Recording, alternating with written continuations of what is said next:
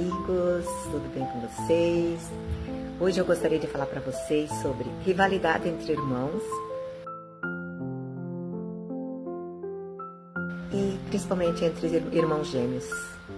Estudos mostram que irmãos gêmeos eles têm características mais semelhantes um com o outro. Embora nós temos os irmãos bivitelinos e univitelinos, né? Que são os fraternos e aqueles que são gêmeos idênticos. Porém, durante o ventre materno, durante a gestação dessas crianças gêmeas, eles escutam o coraçãozinho um do outro. Então, eles crescem junto durante esse período. Então, eles começam desde cedo, desde a formação intraútero, eles escutam um ao outro, eles já têm essa sensação de que eles não estão sozinhos ali, mas que eles estão um com o outro. Então, eles já crescem juntos, né? E por isso, durante o desenvolvimento infantil, eles também crescem com maior dependência um do outro. Porém, eu gostaria de falar para vocês hoje sobre uma história bíblica de irmãos gêmeos, né? Então, Jacó e Esaú, eles foram filhos gêmeos de Isaac e Rebeca. Porém, eles tinham um contraste muito grande, tanto na parte física como no próprio caráter. Esaú, ele era peludo, né? E gostava de viajar, gostava de caçar, tanto que ele gostava da liberdade, né? Ele não gostava nada que prendesse ele, né? Ele gostava do aqui e agora, do presente, do imediatismo. Ele era muito impulsivo, né? Ele gostava de satisfazer os seus próprios prazeres, né? E ele era o favorito do pai por ser essa pessoa assim tão aventureira, né? O pai gostava desse espírito aventureiro do filho. Jacó, por outro lado, ele era pacífico, pastor, né, de rebanhos, e ele pensava no futuro, ele ansiava por ser o sacerdote da família. Ele era um rapaz mais atencioso, muito gentil. A sua mãe, assim, o admirava muito por ele ser muito cuidadoso com as coisas, ter uma paciência perseverante, né? E ele ansiava pelo direito da primogenitura. Por quê?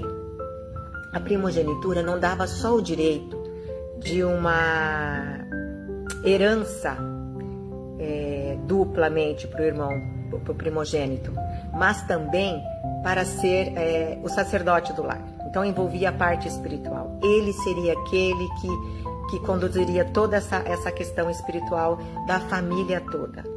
Orientaria, levaria a família até Deus. Então ele era mais espiritual. Então Esaú ele não tinha interesse pela primogenitura, até porque para ele a primogenitura era um fardo, era um peso. Mas para Jacó era tudo o que ele ansiava, porque ele se deleitava pensando, imaginando que o Redentor do mundo nasceria da sua geração. Então, dia e noite, o assunto lhe ocupava os pensamentos, até que ocupou o maior interesse da sua vida, isso, né? Mas até que um dia a sua mãe lhe falou para ele, então, enganar o seu pai, né? Fazer de conta que ele fosse Esaú, né? E receber essa bênção.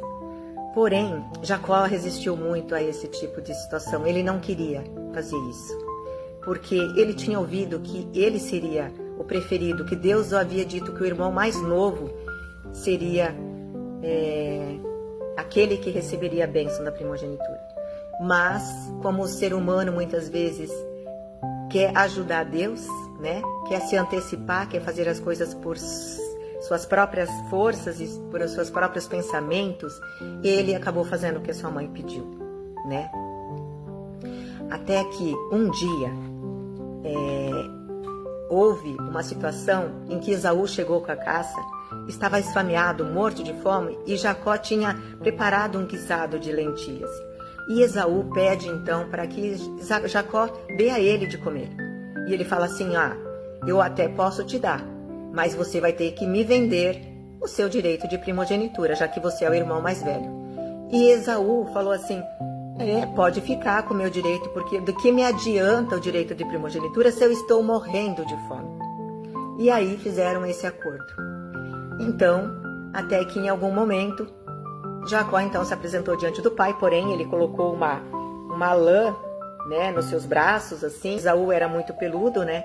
Então ele colocou uma lã de carneiro nos braços porque o pai era cego e o pai não enxergava mais. Então, quando ele chega e se apresenta para o pai, leva a ele um alimento, que era o que o pai tinha pedido. E aí ele fala: pai, aqui está seu filho Esaú. E aí ele falou assim: eu vim aqui para que o Senhor me abençoe. E o pai então o abençoa e Deus assim o inspira tanto que ele dá tantas bênçãos sobre Jacó, pensando que é o filho Esaú. E aí o pai até desconfiou, porque ele falou assim: olha, os braços são de Esaú, mas a voz é de Jacó. Mas ele falou: não, pai, mas é porque eu tô hoje um pouco, né? Então assim o pai abençoa esse filho. E logo que Jacó saiu, Esaú chega com a sua caça, prepara e chega para o pai: pai, eu vim para que o Senhor me abençoe.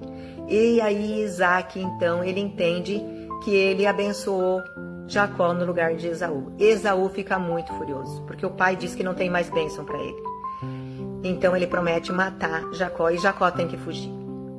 E aí inicia-se então uma situação muito triste, porque Esaú, naquele momento que ele perdeu o direito, aí ele queria o direito da primogenitura.